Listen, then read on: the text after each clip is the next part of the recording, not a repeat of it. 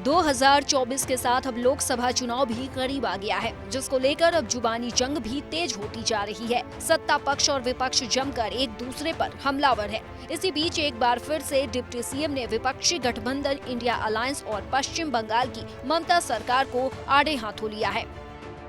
केशव प्रसाद मौर्य ने इंडिया गठबंधन पर निशाना साधते हुए कहा कि ये गठबंधन भ्रष्टाचार के दलदल में डूबे हुए नेताओं और दलों का ठगबंधन है और इस गठबंधन में कौन रहेगा कौन नहीं, इसका कोई ठिकाना नहीं। साथ ही उन्होंने अब की बार केंद्र में 400 पार का दावा किया।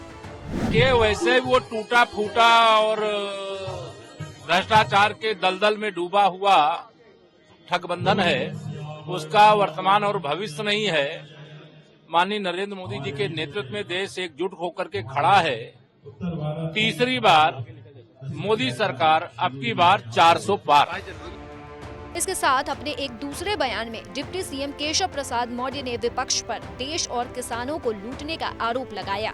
कहा, आज इन लोगों की जांच हो रही है और लोगों से सवाल करते हुए पूछा कि जांच होनी चाहिए या नहीं। जिन्होंने देश को, प्रदेश को, गरीबों को, किसानों को लूटा है, अपनी तिजोरियां भरी हैं, आज उनके खिलाफ जांच हो रही है और जांच में जब चोर पकड़ा जा रहा है तो चोर चोरी भी और सीनाजोरी भी कि हम विपक्षी दल के हैं, हमें ना पकड़ा जाए, हमें नोटिस ना दिया जाए।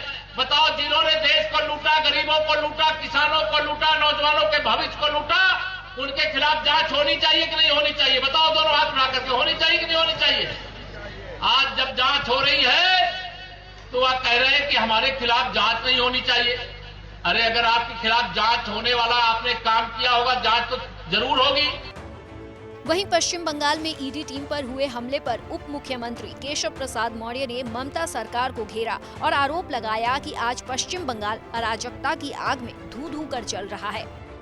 देखिए, टीएमसी की सरकार में पश्चिम बंगाल अराजकता की आग में धू-धू करके जल रहा है और वहां इतना भ्रष्टाचार हुआ है, इतना लूट मची हुई है कि जांच के काम में भी बाधा डाल रहे हैं। जो देश की अदालतों के आदेश के अंतर्गत जो जांच एजेंसियां जांच कर रही हैं, उनके ऊपर हमला करवाना, और ऐसी सरकार को तो सत्ता में बने रहने का एक मिनट के लिए भी अधिकार नहीं है। मैं इसकी कड़े शब्दों में निंदा करता हूं और जो इसके दोषी हैं उनके खिलाफ कठोर से कठोर कार्रवाई हो। इस तरह से डिप्टी सीएम केशव प्रसाद मौर्य इन दिनों अपने हर बयान में विपक्ष पर हमलावर हैं और साथ ही फिर से उत्तर प्रदेश में सभी 80 सीटें जीतकर दोबारा यूपी का जिम्मा संभालने की बात कर रहे हैं।